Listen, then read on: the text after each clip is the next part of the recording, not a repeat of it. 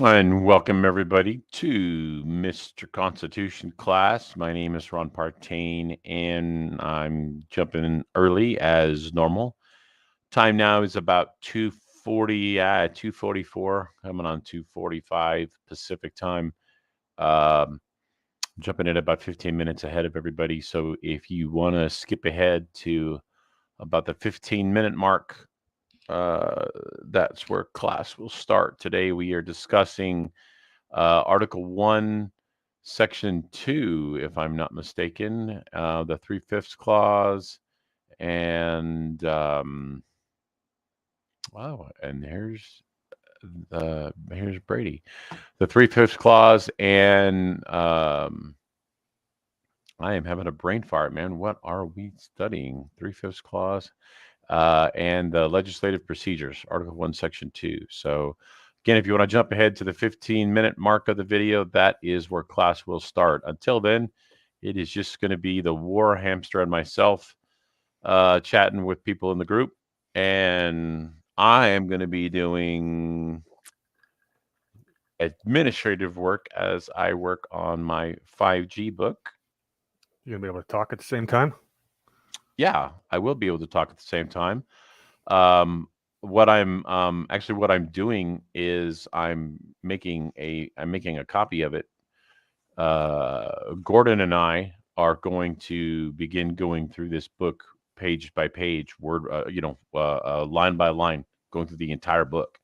And we're going to do it in 9 videos. There's 9 chapters to this, and so we're going to be going through it. And then I've put a word into General Flynn's guy. I want to see if I can get him to come on and talk about it after we go through the book. Sounds interesting. Yeah. Hey, I'm gonna try something real quick because I'm signed in as you. Okay. I think so. How am I able to get my name to display in there? Go into your if you go to where like the 3 little dots, I think you just edit your name.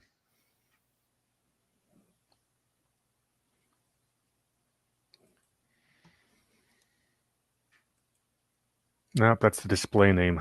The chat name's different. What do you mean? When you say edit your name, what do you mean? Well, look, I'm going to hit a test right now. If I put anything in chat, it says it's from you. Okay. So what you need to do then is, so what I do is I go into YouTube and I log into YouTube as myself. Yeah, that's what I do. But the problem is I go back and forth, and I sometimes mistakenly do it in StreamYard, since I don't always look first. See? Okay. Well, the only option that you have then is to not log into StreamYard as me and log in as yourself. Well, when I hit your link, it just brought me straight here. So what I'd have to do is probably, let me try logging out. And then I'll come right back. Oh, no. Wait. That worked. Well, that's because I did it in YouTube. Oh, copy. What I'm trying to do is avoid the mistake of doing it in both. If I go to settings. Yeah. I won't worry about it. I'll just try to be careful in chat. Yeah, it's just for the day. Next time. Maybe if I log in as myself ahead of time in StreamYard. Yes. Then I click your link. Yes. Then we'll see if I still have admin privileges. Hey there, Tracy. How are you? Long time no see, Tracy. Let's see. Oh, I had a fun conversation in Twitter today, based on about the Bill of Rights, and I was making the argument that I go, an argument can be made that the Bill of Rights did a lot to damage the Constitution, and the reason I'm saying that is by enumerating those rights, you basically you weakened the enumeration doctrine, and the government's been able to play all sorts of games with it. The Constitution was passed, and a year later, the Bill of Rights was passed. If you assume that the Bill of Rights gives you your rights, you have to assume that the Founding Fathers didn't have those rights for an entire year. There's no way they would have ratified the document if they didn't have every one of those rights. So enumerating them in the Bill of Rights was redundant and created confusion. And now people have got misconceptions about what the Bill of Rights really is. And that actually, if you did not have the Bill of Rights, they never could have used incorporation for the and shifted the 14th Amendment. And a lot of these stuff in the 20th century never would have happened. Fun conversation, huh? Interesting. Well, they debated that a little bit in the ratifying. That topic actually came up in the ratifying conventions in Virginia. So I'm just reiterating those arguments. But we've got the advantage of 240 years of history to say, hey, maybe they were right. Yeah. I mean, obviously, the Bill of Rights won out in Virginia, but you ought to come on and do some stuff with Gordon and I. Perhaps. I'll. You guys are doing. You guys are doing content. I would have. Yeah, you're doing content. Yeah. I'd be fine talking about. Yeah. Well, we're doing the busting the narrative content, and but I mean, just other things, because I mean, there's a lot of historical things that you bring a lot to the table. Well, I appreciate you saying that. Yeah, I may start doing my own content soon. I've got some things going. We'll be telling you about some pretty exciting things in the next couple of weeks. But I'm not letting any cats out of the bag prematurely. But I got some big surprises coming, and it's something that will benefit all of us. So you'll be happy. Very nice. I am. I'm trying to get as much as I can to get the OCR on this, so that I don't have to, because I'm putting this into a Google document. Last Friday, Doug and I did that show with Andrew, Citizen 1776 from this class. Mm-hmm. And one of the guys from Patriots.win stopped by the show, and he invited me to come on his Twitch. He's got a gamer Twitch show. So I came on there and chatted with his crowd for a bit. It's the first time I've ever been on a gaming Twitch. Was it cool? It was pretty fun. I mean, I'm not a gamer, but right. I enjoyed it. He's a cool guy, and I just chatted with him, a few times over the years. But the guy showed up on my watch my show. I may as well repay the favor. Absolutely. Hello, Michelle. But kept me up. I stayed up till midnight on Friday, and that's late even for me. Oh, trust me. I know. I had I had a friend of mine that I hadn't talked to in quite some time, and I was really tired. Anyway, long story short is, we got on the phone, started talking, and it was like, next thing I knew, it was like 2:00 in the morning. And I'm like, and I got to be up to do an interview in like 5 hours. Not good. So yeah, I'm not making that mistake again. Yeah, that's what happened the first time when I started talking to the lady hamsters. She just called me up to get some yard signs for a guy running for sheriff.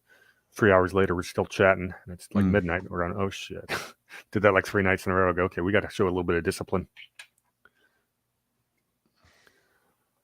Did I ever check out Rattletrap 1776? No, I don't think I did. I'm trying to remember the context, and I swear my memory is going to you know what in a handbasket.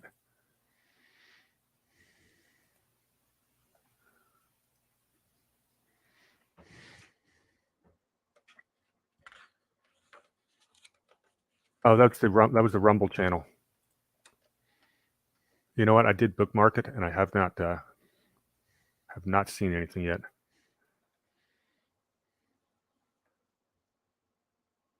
I have zero control of my own schedule right now.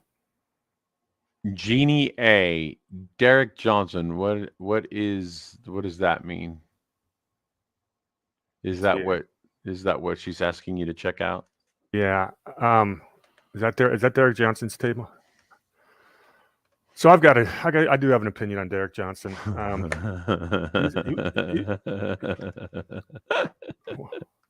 are you laughing at? Oh, I'm eager to hear your opinion on Derek Johnson. Well, he seems like a nice enough guy as a country singer, but he's making the rounds with some of the guys out there like SG Anon and a few others that are, let me put it this way, they're making a lot of money with their channels and making some claims that are backed by absolutely nothing. They claim to be QAnon guys and stuff like that, but I think they're just grifters. And I don't know if Derek Johnson is, but he's making the rounds with the wrong people. So I have to say, I don't know him at all, and I know a lot of people who are very fond of some of the things that he talks about. I feel like he takes too long to get thoughts out, and if he condensed a lot of the things that he said, he would be able to make points in much less time. Well, I think his deliveries. I don't have an issue with his delivery. My issue is with the 5% of the stuff he says which is provably bogus, and these are the same ridiculous things that the same group of people are spouting out. We've talked about this. That I'd say he's a person I would not be on a show with. Well, okay, so there is a, I go back and forth on the 1871 Constitution thing. I go back and forth on that because there's still a part of me that thinks that there may be some legitimacy to that. I don't think it's as legitimate as a lot of the people, as they make it out to be. But I do think that there is more legitimacy to it than what some people who are against it reject. Well, I think there's middle ground there. Is I guess the point I'm trying to say. Yeah, you bring up a point there. So you take a guy like Phil Godlewski or SG Anon. They are 100% grifters. Now they're hanging around with Derek Johnson. Now he might be a guy who legitimately believes that version of the reality, and he's I don't think he's correct, but he's obviously got himself a following, and I don't think that's a direction that's not where the answers to our dilemma are. Is through thinking 1871 incorporation is real.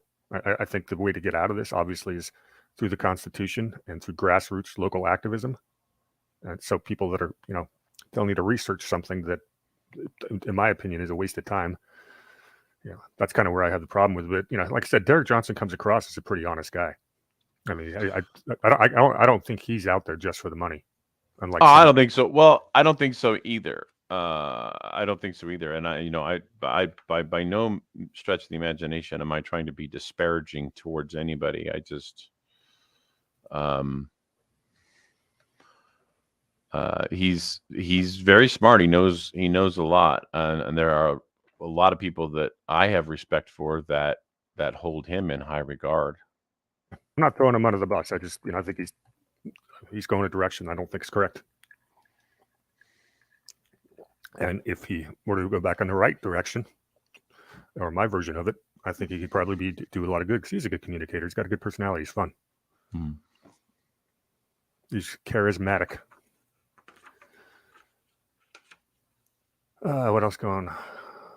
Hi, Chris. What time? We got 2:58. We're going to do a Doug countdown. We haven't done that in a while. No, we haven't in quite some time. I'm going to go with 3:02. I'll do 2:59. That's 1 minute.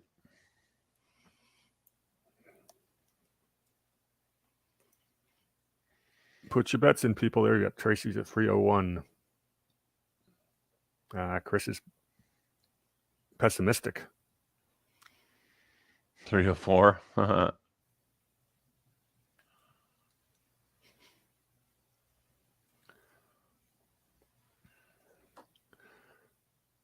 Yeah, the thing about some of those grifters is apparently they're making a ton of money. You have people buying pretty expensive houses and bragging about it on their shows. Who? Phil Godlewski, for one. Of course, he's caught up in a pretty nasty lawsuit. What did he? I didn't know that. What did he say? The lawsuit or the houses? The house thing. I think he's got more than one. I don't watch him, but a couple people have commented on it, so I'm assuming that's the case. I certainly don't have enough time in my day to watch guys like that. I hope you feel better, Stephanie. Where did she say she's not feeling well? Oh, she's sick. Yeah. No worries, Steph. We'll try to get through the show without you. You can just hang back and relax. County convention is Thursday. Yeah, that's kind of a big one. I got asked to be on a board of directors of a PAC. It's up in Murrieta, Temecula area, and I think I might agree to do it. Someone Doug knows. But that'll be interesting for me. I just need to find out what day of the week they're doing. Since I do have a whole bunch of stuff going on right now, I probably ought to rethink accepting that. I don't need to take on one more obligation.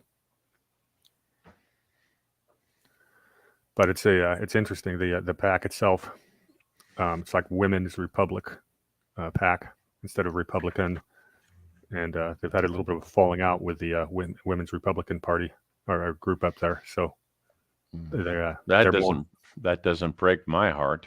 No. This group of women was definitely like-minded with us. I had a very interesting breakfast this morning. I went to breakfast with 301 is the winner. Tracy, ding ding ding. Well, I was trying to get on 10 minutes ago, but I can't get my camera, the good camera, to work. So this is the camera from the laptop. For some reason, my Logitech camera would not work. I've been fiddling with it for like 5 or 10 minutes, but oh well, such is life. Hey, Doug. Hey, hello. How you doing? Good. You know what? The earpiece is not working either. Son of a gun. Technology and Doug do not go hand in hand. Oil and water. Ron, you want to answer that question? What's that? There we go. From Kathleen. Got to speak. Got my earpiece working. Scott have a reveal show with SG&On? Well, I don't know. In fact, he's doing shows. I don't even know. I don't even know. What do you mean reveal? Like he revealed who he was? Yeah. You know who outed who SG&On was? I think well, got it right. A lot of people were saying that SG&On was Phil Godlewski. So I think SG&On tried to go. He went public to try to say I'm not Phil Godlewski. Jordan Sather made a pretty good connection of SG&On to a guy who was a streamer about 8 or 9 years ago, and the voices are pretty darn identical. And one thing's for sure, he does work with Phil Godlewski's because they do the same multi-level silver thing. So they are definitely involved financially.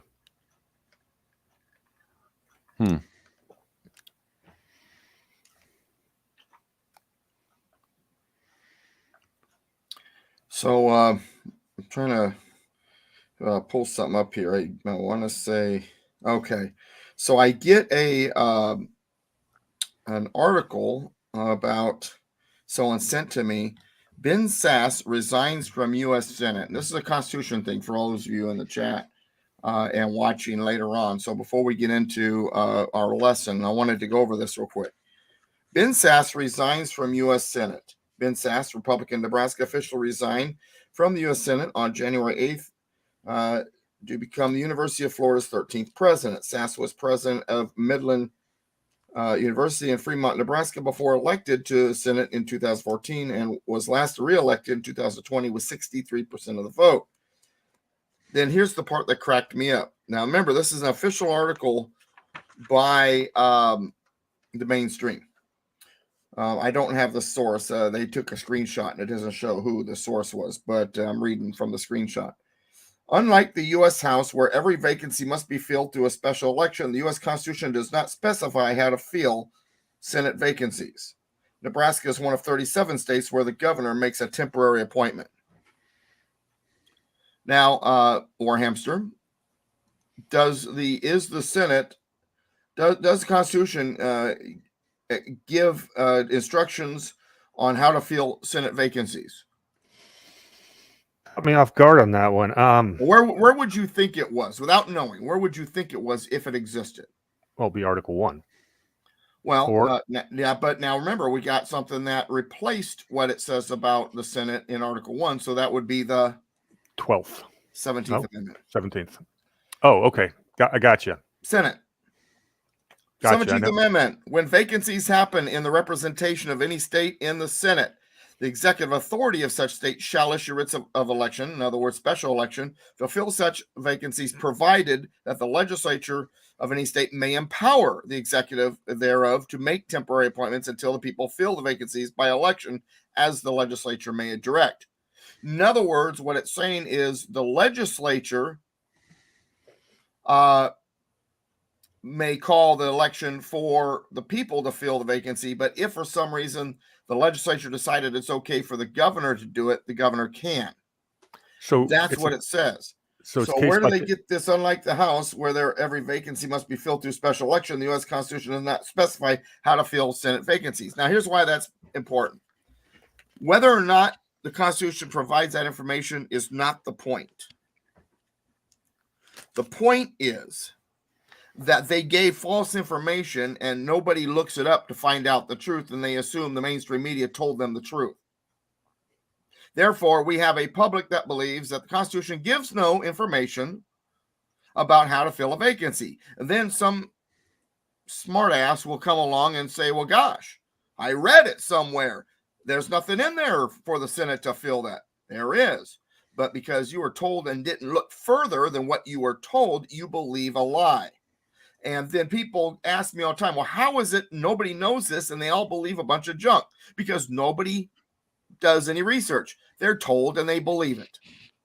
And I just thought this was a great example of that in action. Question. Okay, let's say Ben Sasse steps down and Nebraska has a statute that their legislature voted on that the governor replaces him. They can't then repeal that statute and hold an election, can they? Don't most of these state constitutions have some kind of statute in place to determine what happens? Yeah, and in fact, if you remember, in Massachusetts, after Ted Kennedy had passed away, what happened? They had a statute saying the legislature wasn't going to do it; that the governor would go ahead and fill that vacancy. And who wound up getting that vacancy? Remember, Scott, what's his name? The red pickup truck guy. And then all the Democrats are freaking out. So they immediately change the statute back to where it would be up to the legislature unless they're not in session for the next time. Well, I remember Kelly Loeffler was appointed by the governor. Yeah. So anyway, but this idea, the point is, though, that the media was telling something that wasn't true as if it was true and people believe it.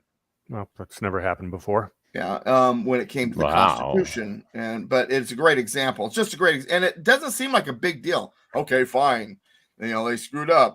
There is something. No. It's the bigger picture I'm looking at.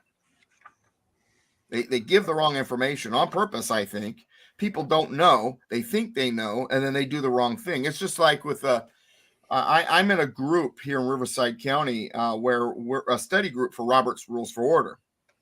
And the rules of order. And the reason why it's important to know this is because what's been happening in Riverside County Central Committee is they've been doing things outside the rules of order and getting away with it because we don't understand the rules of order enough to object or realize that they are not following the proper procedures. And so that's how they got away with appointing a particular person without going to a vote by the delegates one time.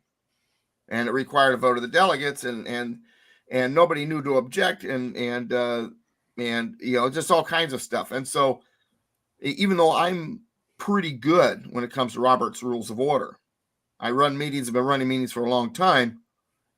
Even I'm learning something. We have we all have the latest book in the group. We do play acting, situations. And this is why I don't like my cheap camera. See what's happening in my picture?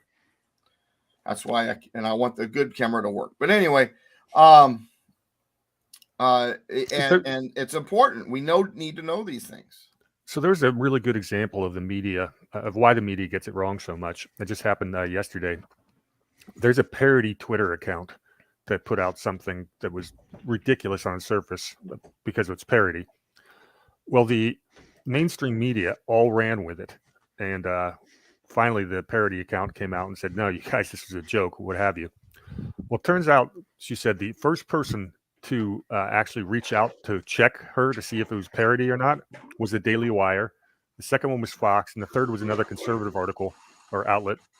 But every single one of the left-wing or mainstream media outlets, not a single one of them reached out to confirm the information. They just ran with the story. They don't even check sources. Right. Interesting. If it fits the narrative and helps their position, they're good with it. Yeah, I'm gonna see if I can find that story real quick, and I'll bring it up at the end of the class. It's actually worth spending a minute on. Okay, for those of you out there, Doug being absorbed by the Constitution, you got it, Tracy. So welcome, good to see you guys. Yeah, for some reason my Logitech camera is not working, so I apologize if every once in a while it looks like my shirt vanishes. It doesn't vanish to show skin; it just vanishes, and it looks like there's only a head. But what color is your shirt? Well, it is a green, but it's a different green, and I've used it a number of times with the green screen. It's not a big deal. But the problem isn't the shirt; the problem is the camera. The Logitech camera is so clear and so good that it doesn't have problems with it. The one on the laptop sometimes, and it'll do it like in cycles, where it'll suddenly not recognize the shirt, and then suddenly it will again. Like right now, it's fine. Yeah, it's kind of weird, but because this is like a darker green with black and gray kind of mixed into it, and I've never had problems with the shirt when it comes to green screens in the past, because the green screen is a much brighter green, and that's what my computer is set at to recognize. But for some reason my Logitech, it's not even showing up on the list in settings, and I've checked the plug-in, I've checked the wiring, the whole bit. So okay, well, we can worry about that. We can try to rectify that after. Let's get into. Well, no. I'm just explaining. I'm not trying to rectify it. I'm just telling people if for some reason it looks kind of funny sometimes, that's why. That's all I'm doing. Not trying to rectify it. I'll rectify it later on this week or something. And then I just now noticed, looking at my other Logitech camera on my desktop, it's gone. What the hell? Where did it go? But anyway, that's what happens to other people use my office. Anyway, I don't know why I don't like people in here. But anyway, okay, so where we left off, Article 1, Section 2, we left off when it came to enumeration, and not in the sense of listing in the Constitution, but enumeration in other words, county numbers. Enumeration in the House of Representatives. And also included in this will be the 3/5 clause. Am I at the right spot? Where do you want me? Right where you're at. The 3/5 clause, where it's all that third about paragraph down is where I'm starting, where it says representatives and direct taxes.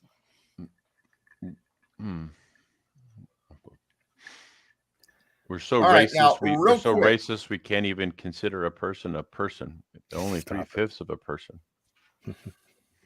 That's funny, Ron. By the way, my Fallbrook class is on the 13th, 14th, and 15th Amendment. Take one guess what we talked about today, Ron. 13th, 14th, and 15th Amendment. Maybe slavery. And a particular person who you love so much. Abraham Lincoln. Yeah.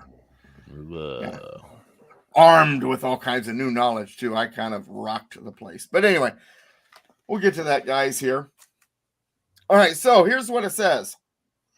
Representatives and direct taxes, which may be included, which shall, geez, I'm like on the line off here. Representatives and direct taxes shall be apportioned among the several states, apportioned, divided up, right, between them, which may be included within this union according to their respective numbers. Now, why representatives and direct taxes? And what does it mean by representatives? It means specifically the House of Representatives. Remember, in Article 1, Section 2, it's about the House. The Senate is Article 1, Section 3. And in the House of Representatives, the number of representatives that a state has is based on its population. Greater the population, the more representatives you're going to have.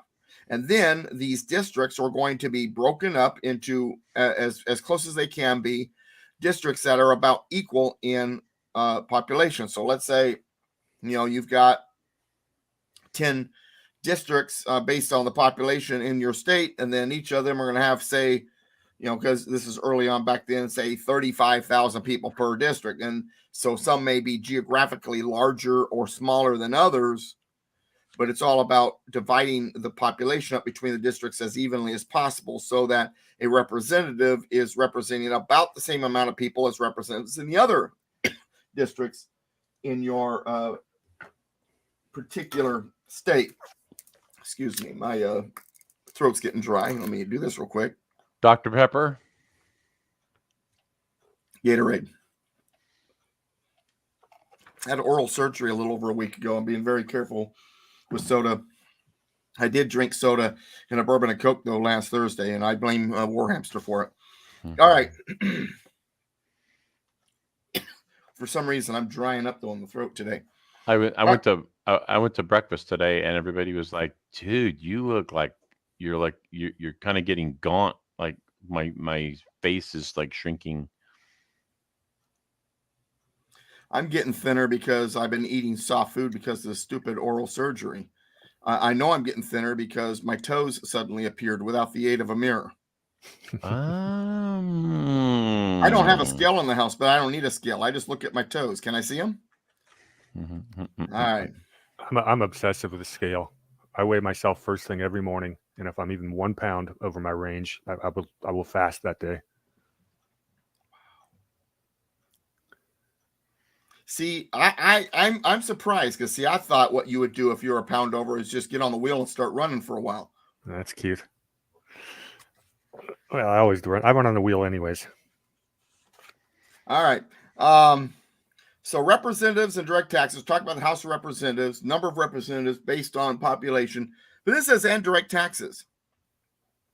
Now it says in Article 1, Section 9, that shall be no direct taxation. So is this a contradiction? No. The people cannot be directly taxed. Well, if that's the case, then who's being directly taxed here? That would be the states. That would be the states. States are paying a direct tax, and the people pay the indirect tax because they cannot be directly taxed by the federal government.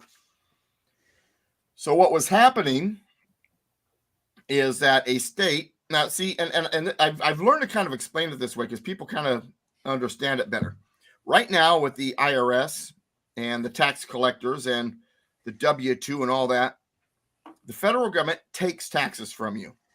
You don't have a choice, and they are happy to take it by force, whether you like it or not. And if for some reason you play games where you don't pay the taxes they think you should be paying, well, then they'll put a lien on you or cuff you or whatever else that goes along with it. So, or if they were like the mob, instead of putting a lien, they'll just lean on you. But anyway, that said, but the way it was originally designed, the people could not be directly taxed. So then what happened? Well, rather than taking taxes, the federal government had to request tax from the states. Whole different dynamic when you have to ask for it rather than just take it, right? Because if you just take it, well, you're the boss. There's nothing they could do, and you can enforce it and be really mean about it. But if you have to request money from the states, request taxes, and then they say, let me take a look at your budget. I'll decide whether or not I'm going to give you the money. There's a whole different dynamic there, isn't there? Absolutely. Darren says you do have a choice. There's no law that says that. Well, yeah, okay, don't pay it and then see what happens. I'm with you, Darren. But it doesn't matter if the law says it or doesn't say it. They're still going to take it, and you're still going to get arrested if you don't. So, doesn't the 16th Amendment count as a law? Yes. I know he's not talking about not if it wasn't truly ratified. Well, eventually it was. It just wasn't at the time. They deemed allegedly. They deemed it ratified at the time, and it wasn't. But eventually, other ratification votes did come in, so it did eventually get ratified. To put an emphasis, a little historical context for what Doug was talking about, when they went to the income tax, the reason they did that is the federal government would put together its budget, and they'd go to the states, and the states would take a look at it and said, "We're not giving you the money. You can't pass this." And the federal government got sick of being vetoed, so they passed the Federal Reserve Act, the 16th and the 17th Amendment, and basically totally nationalized the government. States lost all. And of course, it was power and control. Guy versus Illinois. Just because a judge has an opinion, it doesn't make it law, Darren. Okay. Now, that all said. So we have representatives and direct taxes shall be apportioned. So when it comes to the taxation from the states that's being requested, what does it mean apportioned when it comes to population? Well, the state would pay after tariffs and all that other stuff, paid part of the budget. Whatever was left of the federal budget, the states paid based on their percentage of population if they decided to do it. And if they didn't, then the budget would be adjusted until they were able to get all the states happy. Now, that said, today, California, for example, is about 11.9% of the entire population of the United States. So if we were still on that old system, California would pay 11.9% of their portion of what was due, or of the total portion of what was due. They would pay 11.9% of the total portion due. Their share was based on their population. Okay, now,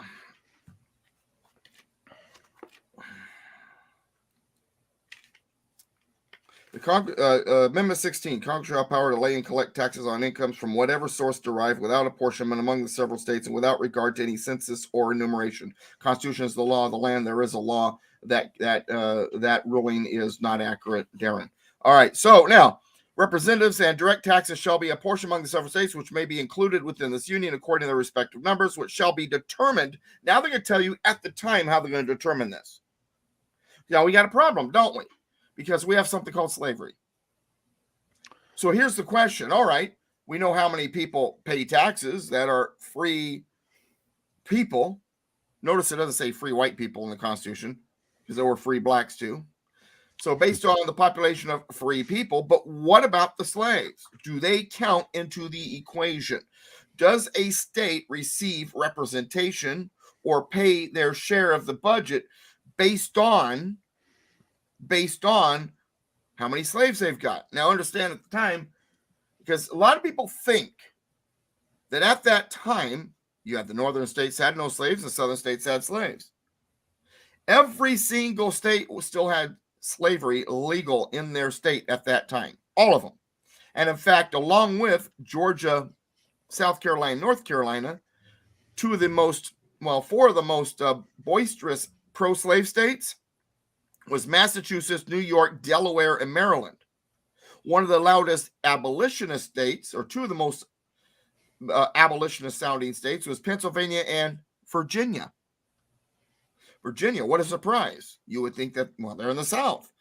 They actually requested from the British Empire to allow them to be allowed to abolish slavery in their Commonwealth during the time of the colonial years over 60 times. Over 60 times they made that request. In fact, Thomas Jefferson, in his original draft of the Declaration of Independence, alludes to that. Now, that said, we've got a problem here. We have some states that have a lot of slaves, some states that have a few slaves. So should slaves be counted regarding the enumeration regarding taxation and representation? if the states with the smaller slave numbers had their way, no, not at all. If the states who have the larger numbers of slaves in their states have their way, they would say, hey, count the slaves just like you count everybody else. Now, go ahead. Well, you got dueling, conflicting interests. You know, you've got an incentive to have them counted more if you had more slaves because you get more representative in the House, but you also want less when it comes to taxes. Right. So, so it's but interesting. Nonetheless, representation was the key here. That's what they were battling really for. And so, how do you fix this issue? Well, one of the fears by the states who were anti-slavery is that the pro-slavery states would get too much power in Congress and keep slavery going in perpetuity. One of the fears of the pro-slavery states had was that the anti-slavery states, the ones that were slowly abolishing slavery and eventually would have no slaves, would team up and use legislation to take away their way of life in those other states and outlaw slavery due to strong representation. So both sides feared the other side being stronger in representation and using the power of legislation to change the environment in their regions of the country. Therefore, the compromise needed to be made in such a way that both sides did not fear that the other side was going to have too much political power and use that political power in the legislative branch to overpower their opposition. So a mathematical equation was figured out. And what was figured out was that if the slaves' population was counted as 3/5 of the population was counted, not the entire, not none of it, it would put the pro-slave and anti-slave states right about balance, same level. One would not be dominating the other.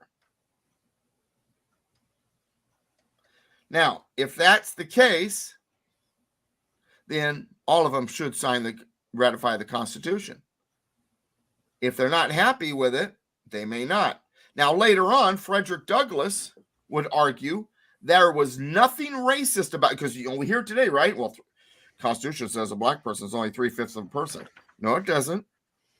It says that 3/5 of the slave population will be counted towards representation and direct taxation. Doug, clearly you have not been made aware of the 1619 Project and many of the progressive philosophies that go into the founding of our Constitution. I'm a little distraught at you today. All right, let me then go where I was getting ready to go with Frederick Douglass. Are you familiar with Frederick Douglass, folks? He was an escaped slave. And really, he was a criminal for a large portion of his life, because when he escaped, that made him a criminal, right? I thought he bought his freedom. Now, he escaped and bought it, but see, he bought it, but he escaped the southern states so that he would be not, reacquired by someone. Okay. And then, you know how he learned how to read, right? Hmm. In the neighborhood he was in, he would give the poor white kids bread if they taught him how to read. And so when he first escaped and he got away from, bought his freedom and then escaped the area and got away from the pro-slave areas, he hooked up, I can't remember the guy's name off the top of my head. It's like Green something. I can't remember now. But anyway, and they had convinced him, the Constitution's a racist document. It says that you're 3/5 of a person and blah, blah, blah, blah. And he believed it. Kind of like what I was talking about earlier, right? When that mainstream media outlet told everybody, well, there's nothing in the Constitution when it comes to filling vacancies in the Senate. And someone says, oh, well, I was told that. It must be true. Then Frederick Douglass did something revolutionary. He read it. He read the Constitution. You're quick. If I had happy faces, I'd give you one. A little happy. I get the star for the day. Get a star for the day. But he read it.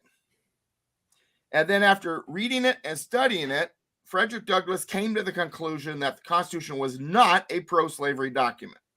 And he says so in his quote. One of his other quotes that I really love is he says, "I hated the Constitution until I read it." That's a great quote. Now, it's right there in the last little bit of this thing. 3/5 of all other persons. Right. So other persons doesn't indicate other persons, meaning you're a person and I'm another person. And so right. They were people. Now going a little higher. So it's not free persons. It's not those bound to service on a term of years. In other words, voluntary servitude. It's not Indians, not taxed. So who's left? All other persons. And of course, they're referring to those who are in involuntary servitude. Not all slaves were black in America. Are you sitting down for that one? Yes, it was a small number, but not all slaves were black. And not all free people were white. In fact, in the South in 1860, there was a thriving free black population in the South. 27% of them owned slaves. Speaking of the 1619 Project being wrong. Obviously people know that I'm joking on that. Yeah, I know. But Ron, the sarcasm was dripping off the screen. He did not have to explain that to him. But I could treat him as a hostile witness if I want. Right? Okay.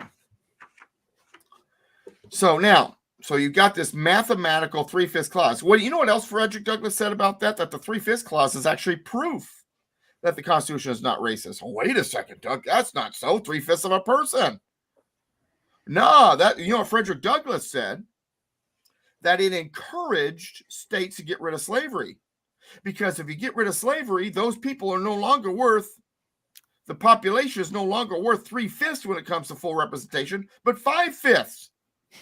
So you get rid of slavery, you get more representation. It's an encouragement to get rid of slavery. That's what Frederick Douglass said.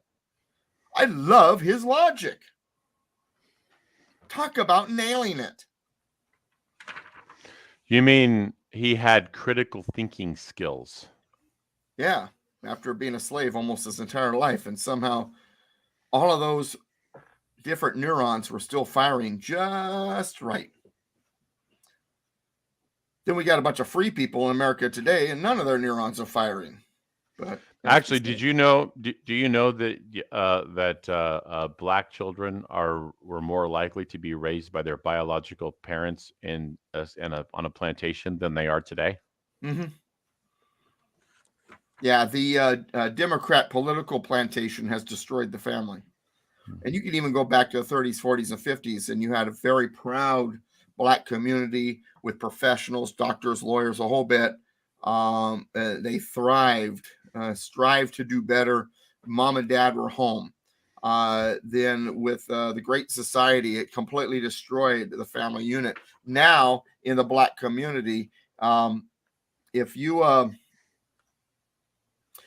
remove dad, if dad is removed and there's a one parent household in the black community, for that group, the poverty rate is 37%. Wow. If both parents are in the house and one is working, that poverty rate drops to about 10%. If both parents are in the house and they're both working, the poverty rate drops to below 5%. The problem with the black community right now is not racism. It's the fact that dad is not in the home, and dad is not in the home because of the programs being pushed by the Democrats. The Democrats ruined the black community with their political policies. LBJ. I would say I hate saying Democrats. Let's just call it global. Well, they're the primary instigators. Yes, of course, there are some Republicans. There are some other people that are neither party that are also complicit. I agree. But But yeah, the, they were. the primary group that's complicit is the Democrats. Yeah, because Ron, there weren't globalists in the '60s when LBJ's garbage got put in, and most of the worst. Well, there were globalists, but they were hiding and Yeah, they were much more concealed than they are today. They're way more in the open, but their agenda was still there. I mean, if their agenda wasn't there, then I mean, shoot, what that one of that famous, we go all the way back to League of Nations for the globalists. The famous speech that Robert Welch, is it Robert Welch? I mean, he gave that in like 62 or 63 or something. Yeah. But and then G. Edward Griffin gave one in 69 that just will knock your socks off too. Absolutely fantastic. But anyway, all right. So, does everybody understand the 3/5 clause?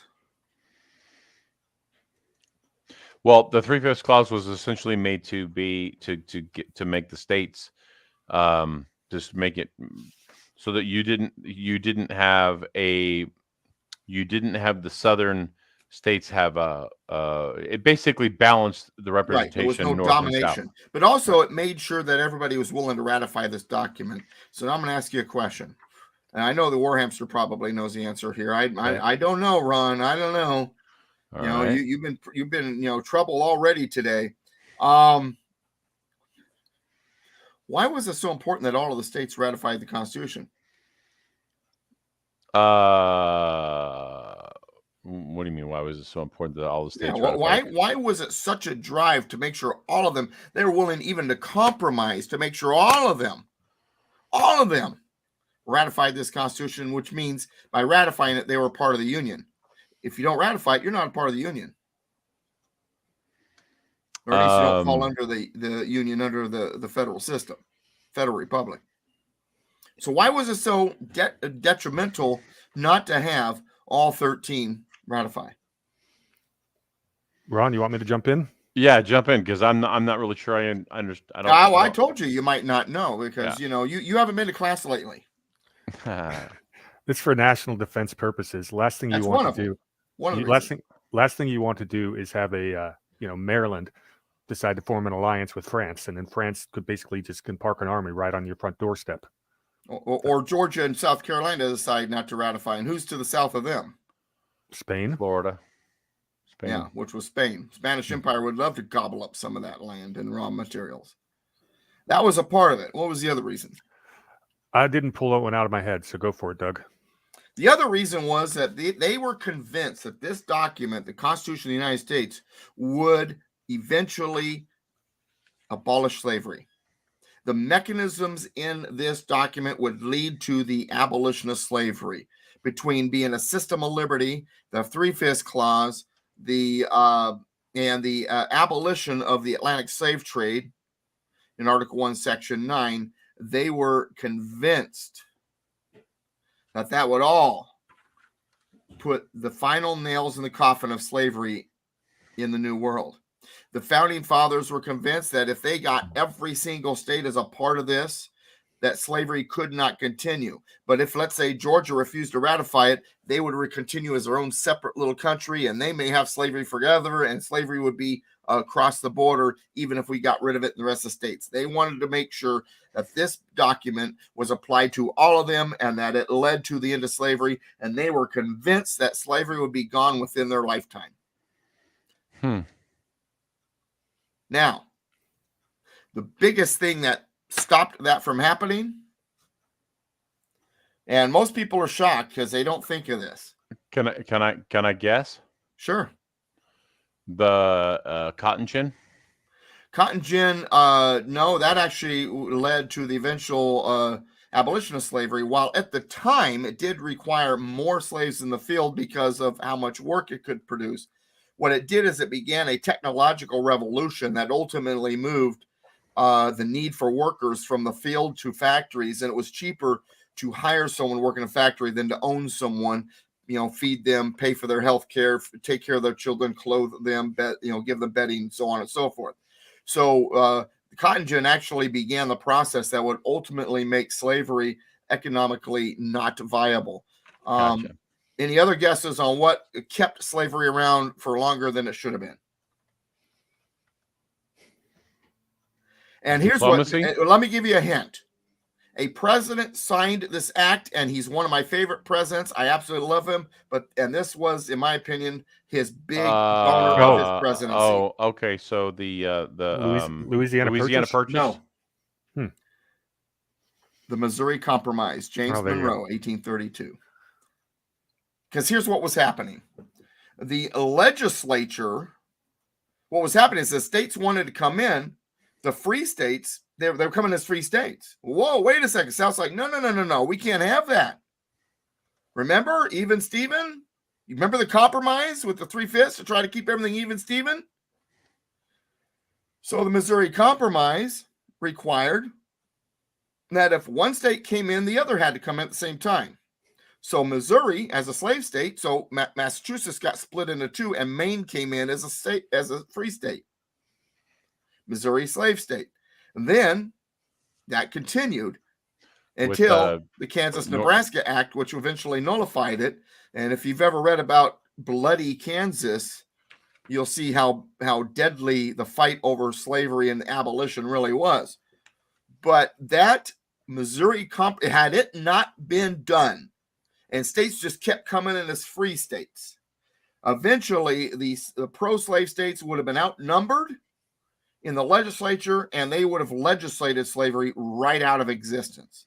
But because they gave it another breath of equal standing in the legislature, slavery hung on until would they have been able to legislate it away, or would it have it would have eventually needed an amendment? But what you do is you legislate it by creating rules that makes slavery harder and harder to keep. And then it needed to happen by one of two means, either by amendment, which is what happened, or each state itself deciding to abolish slavery, which is how the founders expected it to happen. Gotcha. There's a fun little anecdote, historical note that has to do with the Missouri Compromise. Sometime around, I think it was in the 1830s, there were 5 Mexican states in the Yucatan Peninsula that wanted to join the Union. Mm-hmm. And they were denied because of the Missouri Compromise. But all of that wonderful vacation land would be part of the United States. There was actually a political cartoon at the time. I wonder how much of Mexico would be part of the United States. Oh, my attitude is Mexican-American War. We got all the way down to Mexico City. Wouldn't it be great if Mexico City was right on the Mexican-American border? And then everything south of that would suck and everything north would be great. Because it's not about resources, it's about political system and the foundation of our system with the Creator. And while they believe in God, Creator is not the foundation of their system. In 1824, Mexico actually wrote a constitution based on ours. This kind of ties into Brady's story, which he I think first heard from me. And 1824, and that's why they have what's called a federal government and have states, because they're trying to be more like us. And then this dictator came along named Santa Anna. Not fond of that constitution. Dictators tend not to be. Authoritarians usually hate systems of liberty and constitutions that declare liberty. That may explain a lot about certain political persons in the United States. And during that struggle, Santa Anna had worn his forces so thin, attacking the areas that were defying him, that when it came to the Yucatan Peninsula, he actually didn't use his own forces. He paid the Mayan Indians and convinced them to attack the Yucatan Peninsula constantly. So then, as Brady just explained, the 5 states in the Yucatan Peninsula put together a delegation, and off to Washington, D.C. they went. And your typical history will tell you, they denied it because they didn't want to make Santa Anna mad and other reasons. It is not in your typical history to find the real reason. You really got to dig. And I've got a friend of mine who's a history professor now for Liberty University, who is the one that turned me on to this information and showed me the resources. I'll have to get it all together sometime and make a book out about it. But he's the one that's like, no, it's because of the Missouri Compromise. The Southern slave states would not let Yucatan become a slave state. Come into the Union as a state because they didn't want to be a slave state. And Missouri Compromise required anything south of the southern border of Missouri to come in as a slave state And then at the same time, then a free state from the north of that line would come in as a free state. They should have just come in as slave states and then not had any slaves. Yeah, hindsight's 2020. So there's a Rio Grande State also wanted to become a state, but they never sent the delegation. John Calhoun, who was a 19th century Southern Brilliant politician. man. He is completely distorted by his modern historians as this big racist. Well, he argued that the Congress could abolish slavery, and his logic behind it is, look at all the other things we're doing that aren't in the Constitution. This wouldn't fall right in line here. You know, he was a original intent guy, but he said, yeah, based on how Congress is legislating all these other issues, they absolutely could abolish slavery without an amendment. I'm a big fan of Calhoun. He's probably my second favorite guy behind Jefferson. Yeah, Calhoun's fantastic. I agree with you. That's why I have a tendency to quote him occasionally. All right, question by Stephanie. Did the Fugitive Slave Act keep it from ending sooner too?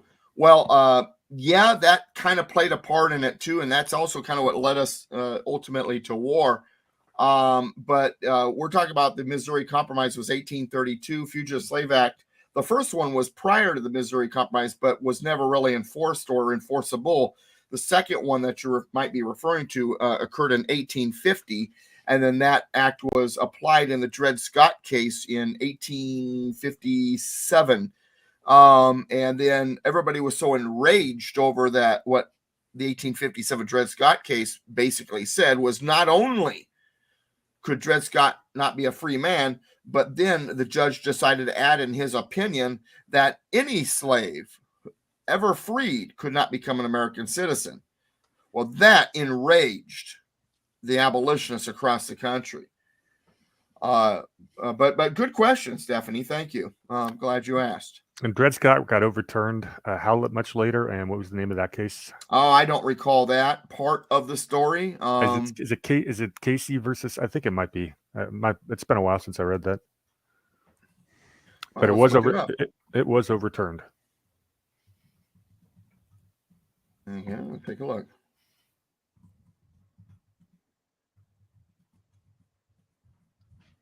Or it's the 13th Amendment kind of changed everything.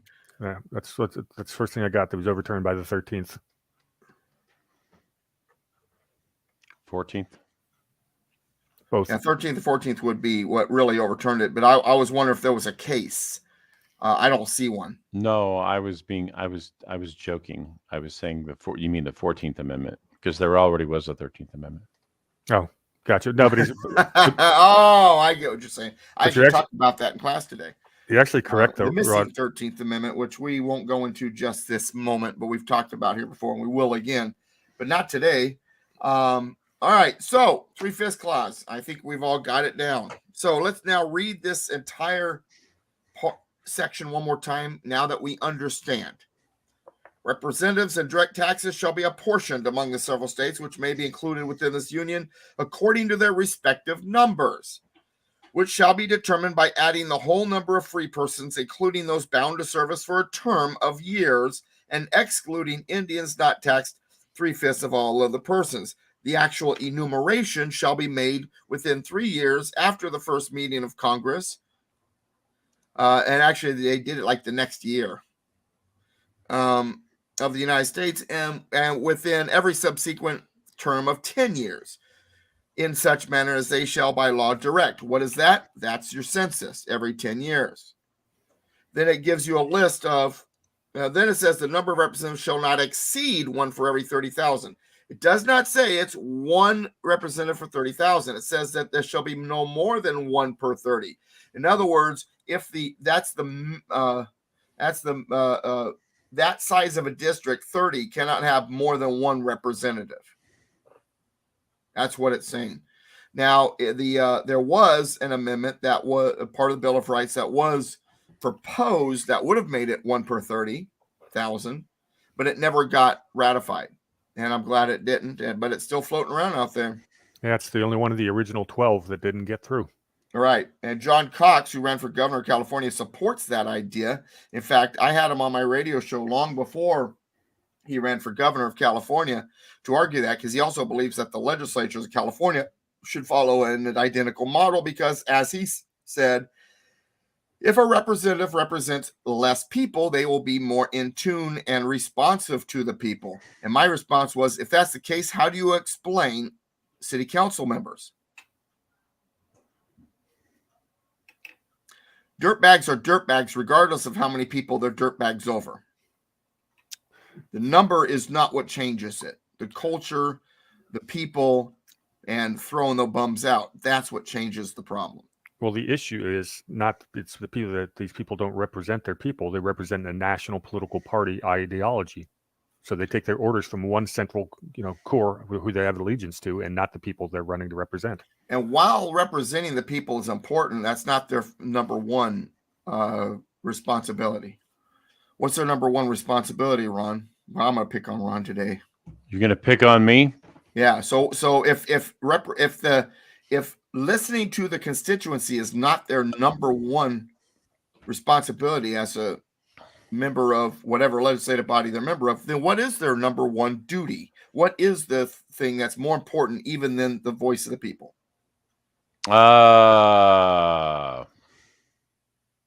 If they're not going to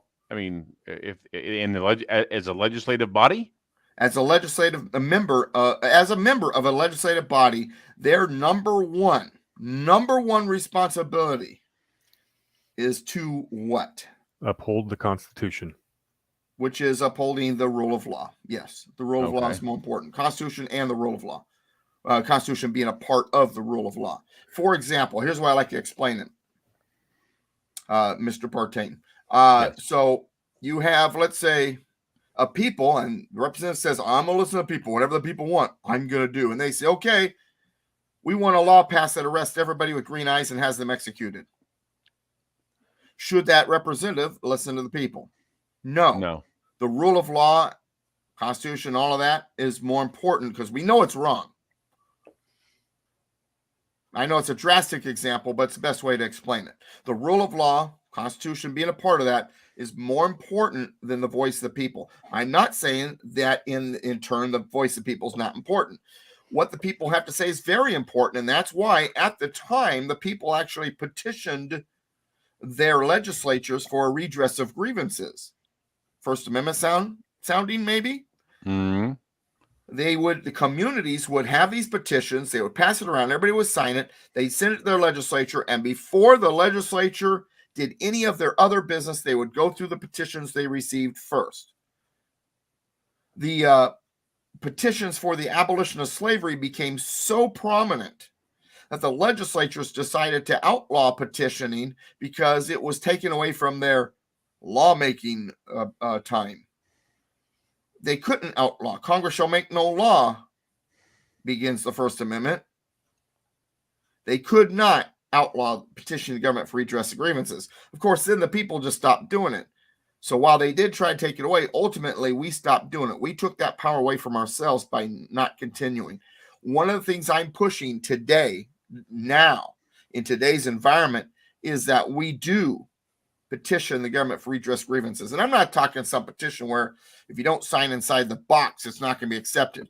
I'm talking about a petition from a community to the legislature saying, if you do this or because you're doing this is unconstitutional and this is our grievance.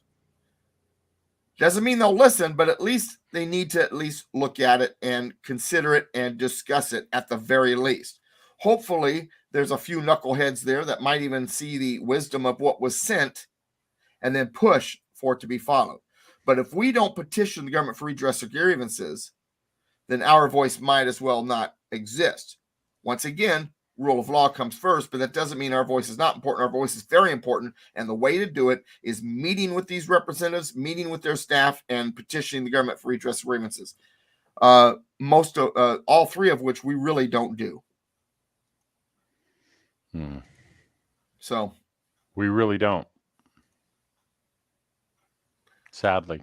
Yeah. Well, I tell you what, this stuff gets me hot under the collar.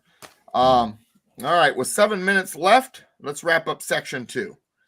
All right. This is the second to last paragraph. Yeah, save me a minute at the end. I want to tell about that media story. I pulled it up. Okay.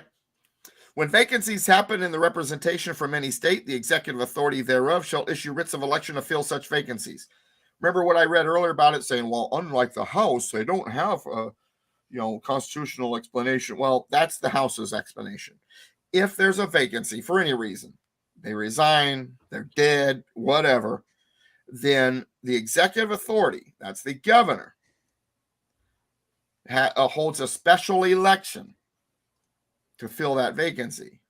You'll notice when it comes to the Senate, though, the governor is not a part of it unless legislature gives them that authority. What I read at the very beginning of the class. Then it says the House of Representatives shall choose their speaker and other officers. Notice it doesn't say they have to be a member of the House of Representatives. So you heard about, well, what if they were to choose Trump to be the speaker? That was actually very possible. Could happen. In fact, Matt Gaetz at one point was nominated. Nomination. Now, if someone who's not a member of the House did become the speaker, however, they would hold all the duties of waving the gavel and taking care of setting up committees and all that, but they could not serve on a committee and they could not vote because they're not a member of the House. And then finally, and shall have the sole power of impeachment. What does impeachment mean? It does not mean removal from office. To impeach is to charge, to indict. Conviction doesn't happen until it goes through Senate. And then it's up to the Senate on whether or not they convict or not convict. We've had 4 impeachments in the history of this country, 2 for Trump, 1 for Clinton, and 1 for Andrew Johnson, the first Johnson. He was right. Almost convicted. Yeah, and he stayed in office by 1 vote.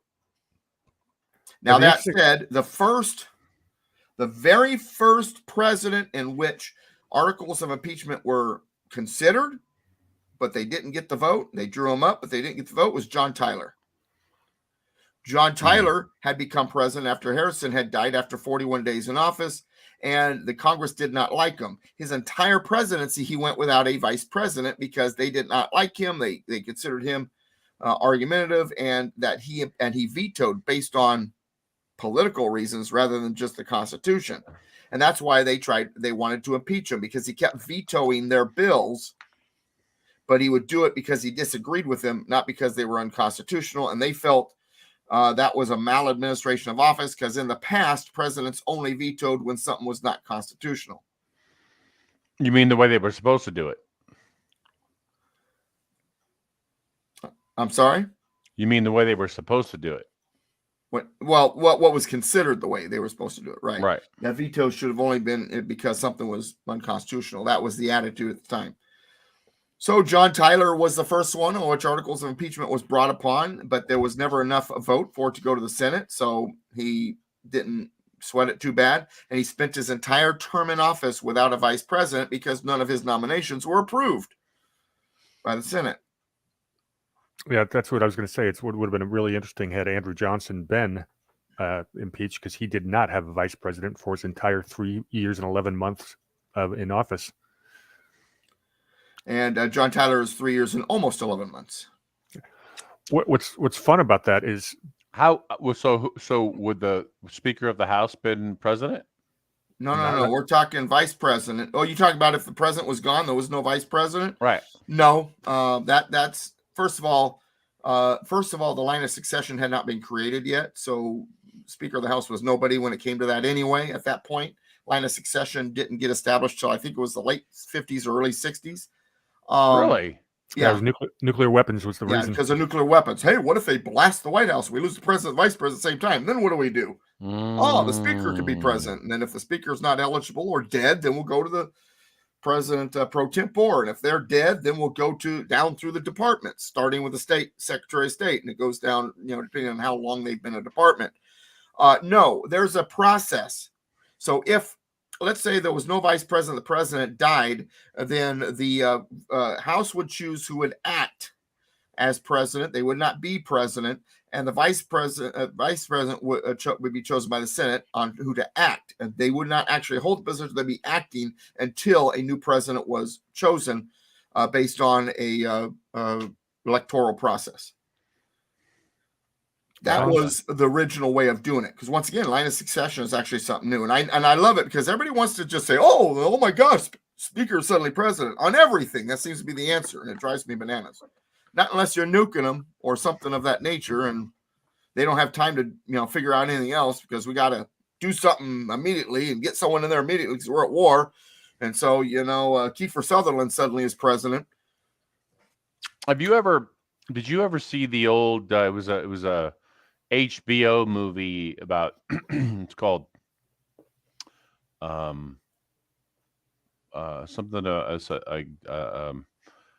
something about Dawn. There was basically like a nuclear war where the president, the vice president, everybody was gone. The only person they could find to be in line of succession was the Secretary of the Interior. Yeah, that's why I mean by Kiefer Sutherland. All right, let me share this. He was the guy that played that. No, Kiefer Sutherland wasn't. It was a show anyway. It was a recent show and he was Secretary of the Interior or something like it. Yeah. I'm trying to remember the name of the show. Maybe it was based on that movie you saw. There was a show where Kiefer Sutherland. No, by Dawn's Early Light. It was by Dawn's Early Light. It was. I haven't seen the movie, but that was with Powers Booth and Rebecca De Mornay. Right. Anyway, whatever. All right, let me share the story. Okay. So this is the Cultural Mindfulness Alliance Twitter account. Now, this is parody. Writes, Aretha Franklin's 1968 song "Natural Woman" perpetuates multiple harmful anti-trans stereotypes. There is no such thing as a natural woman. This song has helped inspire acts of harm against transgender women. TCMA is requesting it is removed from Spotify and Apple Music.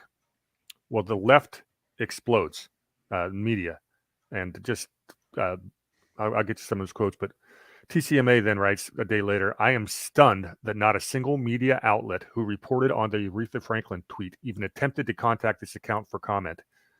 Based on the sheer ridiculousness of the content on this page, how could journalists not comprehend that this is parody satire? On the quality of journalism, okay, wait, where is it? Yeah, on the quality of journalism we have these days, it's no wonder Joe Biden is in the White House. It's also scary. We have to wonder if an organization claiming that Natural Woman is transphobic is parody or not. We live in an upside-down clown world. Do better, everyone. The first person to actually attempt to fact-check this was Daily Wire. So for all those trying to dunk on conservative media, it was a conservative media who was the first to doubt this. And Fox News and iHeartRadio right afterwards. Fox didn't publish anything. iHeart published and later corrected. That is the ridiculousness of your media. They do not fact check. They just go in a race to be first or a race to be the most outrageous. And that. And the show that Kiefer Sutherland was in that I was talking about, based on that movie, was called Designated Survivor. Okay, everybody. Very good. Yeah, Ron and other channels are the news now. Ron. Have you ever seen Ron this book? We trust. Have you ever seen this book, Doug? No. So this is a book written by General Flynn and Boone Cutler. It's all about its introduction to fifth generation warfare, and they did it as kind of like an army manual type thing. Well, I'm getting ready to go through that chapter by chapter. To do that for the just to do it. And anyway, it's really interesting. I'll send you the PDF so you can look at it. I'm still reading how Alexander Hamilton screwed up America. I actually had it with me to class this morning just because I was running early, and I figured, I'll sit in the parking lot and read it for a little while.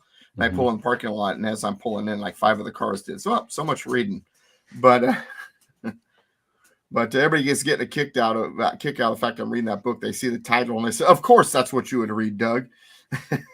Yeah. So good to see all of you. Appreciate. Oh, by the way, real quick, Warhamster will get a kick out of this. My history book that I'm writing, based on a presentation I gave last Friday, I've decided that needs to be a section in my new U.S. history book that I'm working on about Freemasonry. So I'm going to insert it into the antebellum period writing section of my book. Was it going to have like Albert Pike and stuff?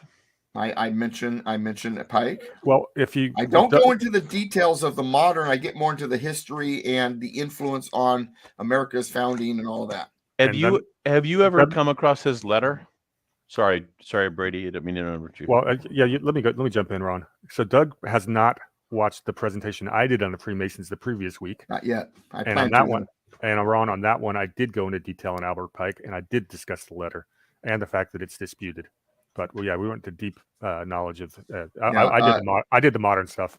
Yeah, and what's funny is Brady was saying later, we really did it in reverse order. He did it one week, and I did it the following week, and chronologically we're flipped. I should have come in first, him second, because I get more into the history in Europe and the influence on the founding, and whether or not Washington D.C. is full of symbology, and if it is or isn't, why. I get into all of that, going back to the original blueprints of the Washington D.C. I get into all of that. Basically, I take Freemasonry in America until about the early 1800s, and that's about where Brady grabs it and runs with it from there on to the present day. From what I understand, once again, I haven't seen it yet, and I probably was going, and I was thinking about doing it while driving out to Capistrano tonight, as a matter of fact. Good. I look forward to your feedback. Guys in the chat, I am going to be doing a show on that on my Untold History channel. The plan is that we're my buddy Gordon and I are going to be going through that book, and when we get finished with it, I have already reached out to General Flynn and to General Flynn's group to see if I can get him on the show with Gordon and I to talk about the book after we've gone through it. So just FYI, that's the plan. As for the show on Freemasonry, or anybody wanting to see that, once again, the Citizen 1776. Last Friday, I gave my end of it. The Friday before, Brady gave his. If you have that link, throw it in the chat. I can get it pretty quick. Yeah. But anyway, so it's 6 after the hour, and I've got to get to Capistrano, and it's not raining, so that means I'll get there with some time to spare. But I tell you, I normally take a road called the Ortega Highway. For those of you not in Southern California, just imagine a roller coaster laying on its side. That's the Ortega Highway. So when it's raining, I choose not to use that road. And I go all the way around, which is about an hour and a half drive if I'm moving and grooving in the rain. And class starts at 6, and so, and it doesn't give a lot of time spare to get set up and all that. But that all said, and I had, for those of you who are curious about a few things also, I had oral surgery about a week and a half ago. And today I did something I was very excited about. I ate a quesadilla. I tell you, man, when this is all messed up, because there's work that's been done, and you're eating pudding and pudding and applesauce and yogurt, tomato soup, and I don't do the yogurt thing, but things of that consistency, yeah, it gets old real fast. So I've actually started kind of experimenting. Doctor told me I can get a little aggressive, still stay away from like chips and rice and things like that, but I can get a little more aggressive now. So I had a quesadilla today, and I was all excited.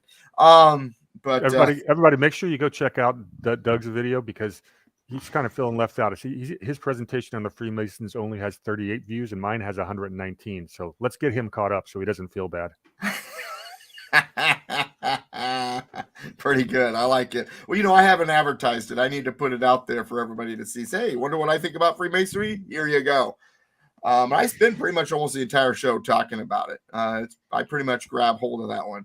And what's funny is I did it on remote too. I wasn't even home. I had an event to do after that. And so I'm like in my truck in the parking lot with the light from my truck kind of shining on me with my phone. But it worked out. It worked out well still. I had enough in my head and enough notes in my lap that I was able to pull it off. But anyway, that all said, united we stand, combined we kick butt. God bless America, my friends, and God bless you. Thank you for spending the time with us. We'll see you next week.